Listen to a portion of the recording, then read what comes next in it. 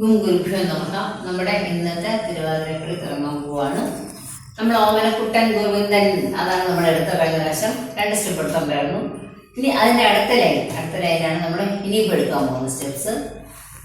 വളരെ ഇനി നമ്മളിപ്പോൾ എല്ലാം ഞാൻ അങ്ങനെ മനഃപൂർവ്വം ഈസി സ്റ്റെപ്സ് എടുത്തുകൊണ്ട് വരികയാണ്. കാരണം പെട്ടെന്ന് നിങ്ങൾക്ക് ഇപ്പോൾ ഓണമൊക്കെ അടുത്തുമൊക്കെ പെട്ടെന്ന് നിങ്ങൾക്ക് ഒരു ചെറിയ തിരുവാതിരക്കളി ഒന്ന് ചെയ്യണമെന്നുണ്ടെങ്കിൽ ഭയങ്കര കട്ടിയുള്ള സ്റ്റെപ്സ് ഒന്നും പുതിയ അതായത് പഠിക്കുന്നവർക്ക് ചെയ്യാൻ ബുദ്ധിമുട്ടായിരിക്കും. അധികം ചെയ്യാത്തവർക്ക്, അധികം പഠിക്കാത്തവർക്ക്.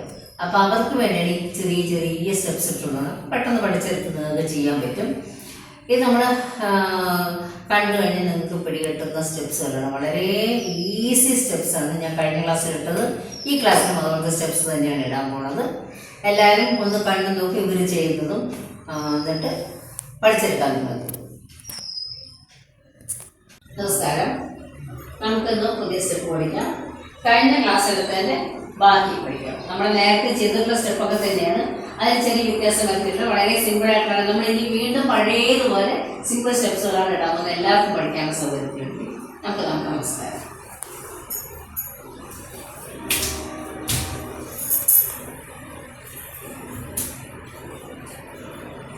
ശരി, സ്റ്റെപ്പൊക്കെ തന്നെയാണ്.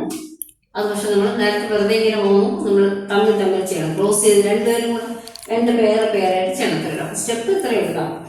1 2 3 4 1 2 3 4 ഇതാണ് സ്റ്റെപ്പ്. അപ്പം നമ്മൾ പോകുമ്പോൾ ഒന്ന് ചെറുതായിട്ട് ബെൻഡ് ചെയ്യണം. അധികം ബെൻഡ് ഇട്ട് ചെറുതായിട്ട് 1 2 3 4 ഇവിടെ നിവർന്നു. വീണ്ടും 1 2 3 4 ഇത്രയേ ഉള്ളൂ. അതായത് 1 2 3 4 നിവർന്നു.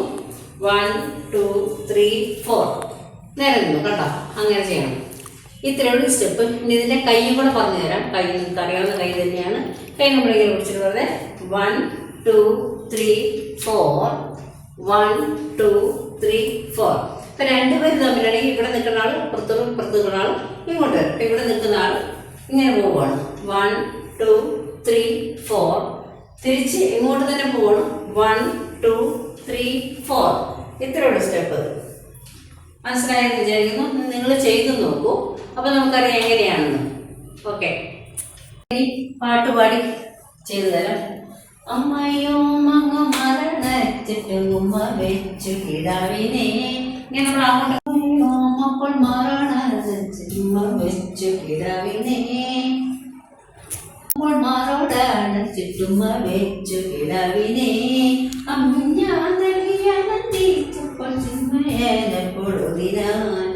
അങ്ങോട്ടും ഇങ്ങോട്ടും വരണം. ഞാനിപ്പോൾ കാണിച്ചത് നിങ്ങൾക്ക് മനസ്സിലായോ? ഇങ്ങനെ പോയി തിരിച്ച് ഇങ്ങനെ വന്നു. ഇത്രയും നിങ്ങൾ രണ്ടുപേരും അങ്ങനെ നിങ്ങൾ 4 പേരും അങ്ങനെ ചെയ്യണം. മനസ്സിലായല്ലോ അല്ലേ? ചെയ്ത് നോക്കാം നമുക്ക്.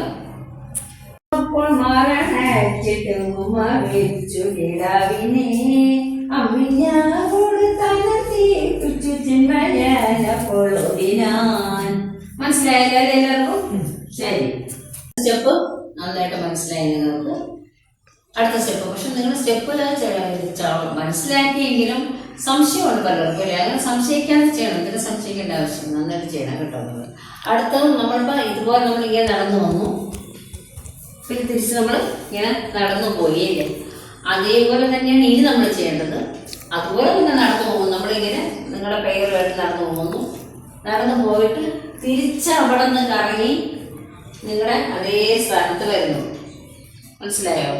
ഇപ്പുറത്ത് നിൽക്കുന്ന നമുക്ക് വേണ്ടി പറഞ്ഞു തരാം. ഇവിടെ നിന്ന് ഇങ്ങനെ പോകണം. നമ്മളിങ്ങനെ നടന്നു പോയി തിരിച്ച് വീണ്ടും നമ്മൾ നമ്മുടെ പ്ലേസിൽ വരുന്നു. അത്രയേ ഉള്ളൂ. മനസ്സിലായല്ലോ അല്ലേ? നന്നായിട്ട്. ഇനി ഇതിൻ്റെ കൈ നമുക്ക് എടുക്കാം. എങ്ങനെയാണെന്ന് കൈ ഇങ്ങനെയാണ് കണ്ടോ? കൈ പിടിച്ചിട്ട് വെറുതെ 1 2 3 4 ഇവിടെ വരുമ്പോൾ കൈ നിന്ന് തിരിച്ചു കൊടുക്കാം. 1 2 3 4 ഒന്നുകൂടെ കാണിച്ചു തരാം.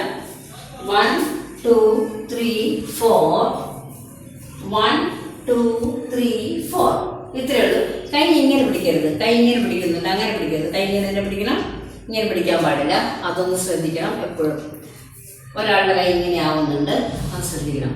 അതുപോലെ കൈ നമ്മൾ ഇതെടുക്കുമ്പോൾ കൈ തൂക്കിയിടണം. കൈ ഇങ്ങനെ വെറുതെ ഇടാൻ പാടില്ല. കൈ ഇങ്ങനെ വെക്കാൻ പാടില്ല. ഇങ്ങനെ പിടിച്ചു വെറുതെ ഇങ്ങനെ വെക്കേണ്ട ആവശ്യമില്ല. വെറുതെ ഇങ്ങനെ വെച്ചിട്ട് ഇങ്ങനെ ഇങ്ങനെയൊക്കെ ചെയ്താൽ മതി. അപ്പോഴും നമ്മൾ കൈ ഇങ്ങനെ പിടിക്കരുത്, കൈ ചേർത്ത് പിടിച്ചിട്ട് വേണം ചെയ്യാൻ. തലയുടെ മുകളിൽ കൈ വയ്ക്കേണ്ട ആവശ്യമില്ല, ഇവിടെ വരെ കൈ പോകാൻ പാടുള്ളൂ.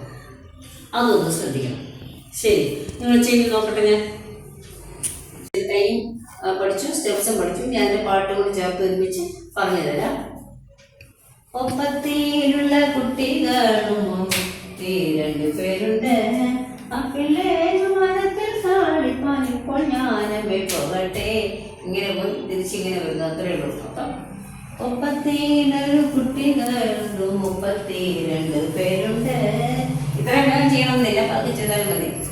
37 കുട്ടികളും 32 പേരുണ്ട്, ആ പിള്ളേരുമായി കളിപ്പാൻ ഇപ്പോൾ ഞാനമ്മേ പോകട്ടെ. ഇതാണ് സ്റ്റെപ്പ്. അപ്പം നിങ്ങൾക്ക് ഇങ്ങനെ ചെയ്യാൻ ബുദ്ധിമുട്ടായതുകൊണ്ട് ഞാൻ വെറുതെ നടന്ന് ചെയ്താൽ മതി. 37 കുട്ടികൾ തിരിച്ച് 32 പേരുണ്ട്. പിന്നെ ഇങ്ങോട്ടാണ് അടുത്ത ആളുകൾ. ആ പിള്ളേരുമായി കളിപ്പാൻ ഇപ്പോൾ ഞാനമ്മേ പോകട്ടെ. അപ്പൊ ഈ നിങ്ങൾ രണ്ടുപേരും കൂടെ ആദ്യം ചെയ്യണം, പിന്നെ നിങ്ങൾ രണ്ടുകൂടെ ചെയ്യണം. ഇത്രയേ ഉള്ളൂ. മനസ്സിലായാലും നന്നായിട്ട്. ഓക്കെ, ചെയ്തോളൂ. അടുത്ത ലൈനും കൂടെ എടുക്കാം അല്ലെ? ആ ലൈനും കൂടെ ഞാൻ പഠിത്തരാം, ചെയ്തോളൂ. പഠിച്ചിട്ട് നിന്നോളൂ. ഓക്കെ. 37 കുട്ടികൾ 32 പേരുണ്ട്, ഇപ്പോൾ ഞാനമ്മേ പോകട്ടെ.